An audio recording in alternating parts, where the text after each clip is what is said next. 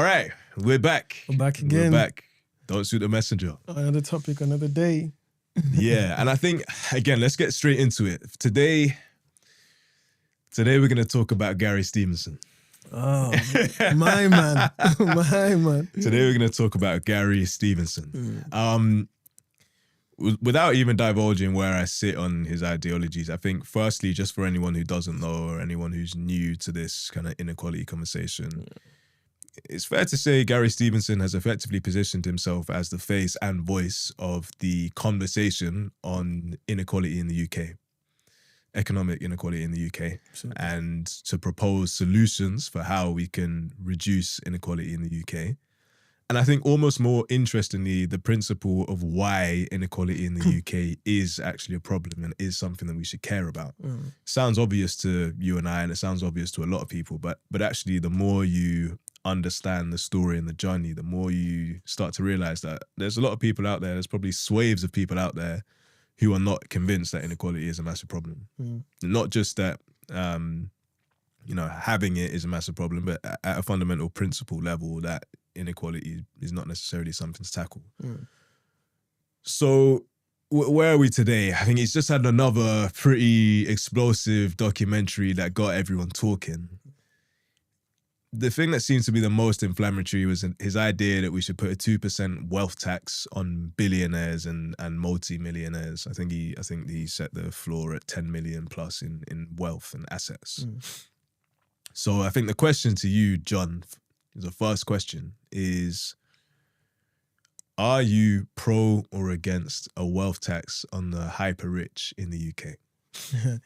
Yes. So to be honest, I feel like when I first started listening to him and his takes, I wasn't very certain that I was leaning towards what he was saying. But it seemed like it makes sense. But as you know with these things, the fact that it seems like it makes sense doesn't mean technically and practically it actually does make sense. So but I feel like I've done a bit more research on it, and like I'm starting to be convinced that really most of his ideologies that I've heard and most of like what he says is accurate. And I think there does need to be a wealth tax. And I think, and if you look around you can see that like in the UK, for example, and in really most parts of the world, like more recently, like the rate at which wealth is growing is just becoming like, it's just becoming ridiculous. Like the gap from the rich, we've recently just hit our, we just hit our first trillionaire ever. And the gap between the super rich and the regular people is just becoming so massive. So people will say, okay, they can't really access that money. It's just all valuations, but it has real impact eventually, like at the end of the day. And in the UK, for example, you see like there's clearly somewhere a lot of the wealth is going because the government doesn't seem to be getting richer. They're struggling. Starmer is about to leave now because he's tried, but he can't seem to fix it. Even though he might have some policies that are not great, but I think there's just this overarching thing that like people don't seem to be getting wealthier. The government doesn't seem to be getting wealthier. Only one group of people seem to be getting wealthier. I mean, government's a trillion odd in debt, right? Yeah. So there's one data point. Yeah, and then it just seems to be the wealthy people that are getting wealthier. So I'm completely in support of the wealth tax. I think it needs to be done. I think it's obviously there's been lots of pushback from the people who have the money, obviously, and they'll make it really hard. But yeah, I completely support Stevenson's ideas. Wow. Damning and unequivocal support of the wealth tax. Yeah, unequivocal. So I think for me, one thing I would definitely say is there's this context that even Stevenson himself talks about of the Overton window. So the idea that in order for something to become, as a prerequisite for change, first a topic has to get into the Overton window, which is effectively a space or sphere in people's minds, in the media, a topic of conversation that people actually do talk about.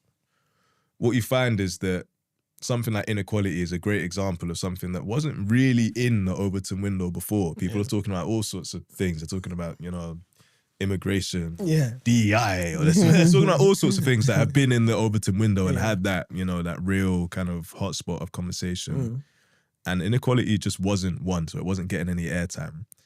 And so with knowing that Stevenson has that understanding, his first problem was figuring out, okay, I feel based on my background, my upbringing, a relatively working class upbringing, how can I get this conversation into the Overton window in the first place so that it's even something that people talk about? And when I watch the interviews that he does, the first time I actually heard of Gary Stevenson and came across him was that one with Stephen Bartlett and Daniel Priestley, where he was coming across like a bit of a prick, to be honest. He was coming across aggressive and he was coming across uninformed, and it didn't seem as though it was well researched in terms of what he was saying.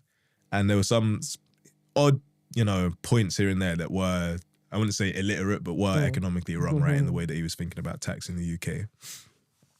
But, and this isn't a huge but for this situation, is when you understand how social media works, how algorithm works, how becoming popular and bringing a conversation into the Overton window works, is what gets rewarded right now is being a little bit salacious, almost being a little bit facetious.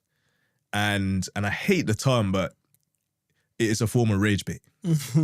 And so he's saying things that he knows are going to be inflammatory and that are going to anger people. But you have to remember, effectively, this is a guy who's gone from economics at LSE, then to Oxford, or trading in Citibank somewhere in between, making millions for himself as a trader, and then gone on to get millions of followers from social media. So this is not, as much as there's a section of society that would just have you think he's just an uninformed idiot, there's absolutely no question that this guy is uneducated or uninformed about what he's talking about. I don't see any credible argument to suggest that he's not informed on this topic. I think that I just want to get that out of the way first. That's not correct. What's my background, right? I got this MBA from Imperial. I've gone to the elite institutions. I've done the economics degree, and I've done all that good stuff as well. So I come at it from an informed point of view as well. I don't have any kind of reticence to say that. And whilst I don't think that a wealth tax is actually, unfortunately, I don't think it's going to have the impact and the desired impact that he's positioned for it to have. I don't see it as some sort of silver bullet solution. What I am getting more and more passionate about is that we do actually talk about how do we genuinely solve this problem. Because what you find is that he goes onto these podcasts and he starts saying things to rage bait people, get people angry, then gets called an idiot, and the conversation starts to move away from the real problem space that we're trying to solve. You'll find that people attack the details and intricacies of the implementation of a wealth tax without even offering an alternative or solution. And so as someone who's looking at it cold, I come to it and say, okay, you don't agree with that solution. Well, what's yours? What are you bringing as a better recommendation? And why don't you focus on implementing that with our governments? And when you see that that's not happening time and time again, it does make you realize, why is this not happening? Why is this not getting attention? And unfortunately, it does seem that the narrative that there are more important problems are getting a lot of funding from the media, right and left wing. They're getting a lot of funding from the media. So as someone like a Stevenson, he has to fight hard for it to even be a topic of conversation. So I don't necessarily agree with the wealth tax, but I 100% agree with the ideology. And I would unashamedly say that, and will continue to say that as someone who came from a comparable kind of background and situation. I think when I start to think about it and I say, okay, I don't think, for all the reasons that, and you can go and watch the documentary and you can go and watch all the criticisms, in terms of the implementation of a wealth tax, I think it would be hard to execute. And I'm not convinced that it would generate the tax receipts for the government that, most of its supporters think it would. And you can go and look at the reasons why. Yes, there would be some capital flight. Yes, there would be some people who would leave. What my biggest one actually is just that it is hard to, the way assets are held and spread across countries, it would be really hard to value and execute, let alone the capital flight. So I don't think it's the right one. But where we had this conversation about the Trump accounts, for an example, I'd actually like to go a step further than that. So rather than necessarily being a government-funded initiative, why would it not be that a Google or a Microsoft or an Amazon or a Meta is encouraged forcefully by the government to give shares to people? Why not? These companies that are sitting on hundreds of billions of free cash flow. So these are not an Anthropic or OpenAI where they're just about hitting profitability on kind of a net basis or just about becoming cash generative. These are businesses that have been sitting on $50 to $100 billion of cash. Why not say that they need to give shares to the bottom 30 or 40% of wealth in the US for free? And why not that they have to give them, across those companies 5 to 10K that will grow over the next 5 to 10 years and will help to lift them out of poverty? Why not? And I think it would be good because it's targeted at people who need it the most. I think just slapping a $1,000 in everyone's account is not even necessary. Like some of these kids are already, some of them are already born with 6-figure trust funds. So I think making it targeted at people who need it would be a good thing. And why not make it so that it has to be tied to action as well? So it's not just that you get the shares, but potentially you have to learn or do a course about investing or value creation. These are skills that everyone will benefit from, right? It's a no regrets activity and skill. So why not? So when I look at it, I think less about how are we gonna, design the perfect wealth tax to capture the most revenue, and more about, okay, if there's another alternative that can be arbitrated by the private markets, how do we implement that? And most importantly, how do we keep progressing the initiatives against this, problem of inequality so that it does get reduced? I'm not even a socialist, so I don't necessarily believe that everyone has to have the same wealth and income. But I believe that poverty, food poverty in this country as well, in this first world Western, supposedly economically enriched country, food poverty, homelessness, low incomes are huge problems here. And I think that is a problem that needs to be addressed. And it is one of the symptoms of inequality here. So that's where I stand, man. That's my opinion. That's my opinion. There was this and I'm not sure if you saw it, but did you see when Jeff Bezos came recently and spoke about inequality? Yeah. And when I saw that, it made me really think that like the conversation is actually starting to. They're starting to feel uncomfortable. Because if you get Jeff Bezos on a podcast, starting to explain himself and starting to tell you, well, I mean, I hear you, but I feel like they know that, like right now people are starting to clock it. Yeah. That definitely the way they've been growing wealth is just not sustainable. I don't remember the exact specifics he gave, but he tried to give a solution as well. But in a way that it was giving a solution in a way that was also saying, look this other way. Yeah, the government. Not us. Look this other way. Like, I hear you, there's inequality, fair enough. But like, just look this way. And I think you will probably start to get some more. I mean, right now that's just a mild pushback, but I think we'll start to get some more serious pushback as the conversation starts to like hit up more and it starts to get more in mainstream media. And obviously, the other conversations that are being funded on immigrants and that, we try to make that take the whole center of the conversation. But yeah, you I feel like you mentioned interesting things as well in like the companies themselves can give back. Like it just even made me think like the 5% thing they're doing, for example, given to the government, it really could be back to the people. Straight like, direct. It could be directly to the people. Obviously, there's like other things, like people might just want to sell it, and that can end up defeating the whole purpose. Like someone maybe have to find a way, and it's the same thing you said about not focusing on the implementations as well. Because if I look at the implementation, I might think that wouldn't really work. Like a regular average person is just gonna want to sell their stocks, spend the money. It wouldn't really work the way you hope it will, but the idea definitely. But maybe not the exact implementation details that might work. But there's something that Gary says a lot, and it's that like it feels like if money is put into this conversation and you hire the actual people who have studied to do these things, you will get the outcome you want. Like the amount of money that goes into other things, if you just put some money, get some brilliant economists, put them in a room, you guys are coming out, you figure this out. Eventually, you'd come somewhere. But I completely see like the complexity of how much people can move their things around in this day and age as well. Different companies have different jurisdictions, different tax laws. Like it's just so hard. And someone can come and value something at something and someone else values it on another. How do you know whose valuation is what? It can definitely get very tricky, and it's definitely a hard problem to solve. But I completely am on the side. You need to tax. And something else I also noticed, I feel like a lot of people, because you see this conversation online, and you see a lot of people, I genuinely feel like there is a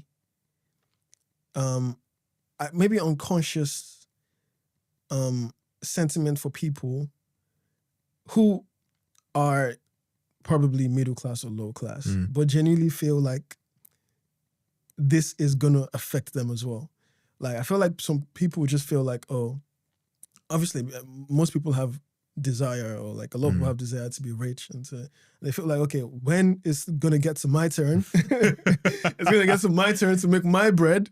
Suddenly they want to start taxing the rich, and then I feel like I see it slip out in the way they speak about, oh, like this is America, like you shouldn't be taking people's hard-earned money. Like everyone has to work for their own things. Everyone has to figure their shit out. Like if you're not doing well, that's your fault. Like it's a free land. Like anyone can make anything. But if you look at it critically, you see that certain people just don't. There's a certain advantage you have that everything you touch just multiplies without you necessarily having to do as much. And certain levels that you are, that it's just the amount you can compound. There's just no way you can compete. So yeah, I'm completely on the side of the wealth tax. Yeah, and just for a little bit more context again for anyone who didn't see it. So Jeff Bezos went on one of these kind of interviews and he started talking about how lower income. He used the example of a nurse who makes $70,000 a year. And why have her pay any tax whatsoever? And I don't actually agree with that. So for me, I think as part of a functioning society, you do want everyone to contribute a little bit, right? Just for the sense of cohesion amongst society. And I think the rich should pay a greater proportion of their income towards that, towards, public services, particularly in the UK where we have, to me, what is still a crown jewels in the NHS, and being able to have, accessible healthcare is something to treasure. And I think it should be paid for.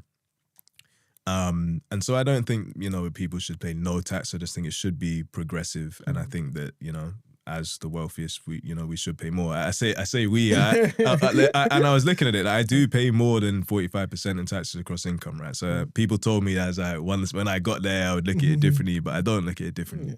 I still believe that even as one of the higher, top rate taxpayers or whatever, that I should still contribute more than those that have less. And that's not going to change. So I'm with you on that. And I think just to round this off as well, I want to just come back to this point around why Gary Stevenson is the voice that should be leading this charge and this message, right?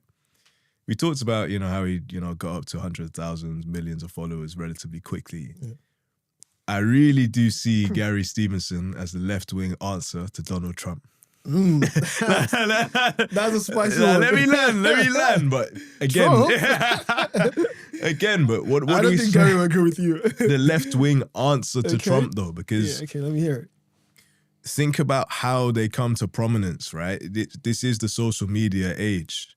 Why are we even talking about Gary Stevenson? Why were people talking about Trump? It's because they bring something into the Overton window that people want to talk about that hadn't necessarily been talked about as a priority. For Trump, it was immigration. For Stevenson, you know, it's inequality. You make these inflammatory comments, you go on the podcast, you make these controversial topics on social media, you get hundreds of thousands, millions of followers relatively quickly. And then you are able to start to achieve objectives that you couldn't achieve before. I don't think that necessarily makes you a sellout. It's not necessarily how I would do it, but there has to be a level of recognition for the effectiveness of that, you know, of that people strategy to bring people on board to the journey. So I'll say it again. Stevenson, Gary Stevenson is the left-wing answer to Donald Trump. I see what you're saying now.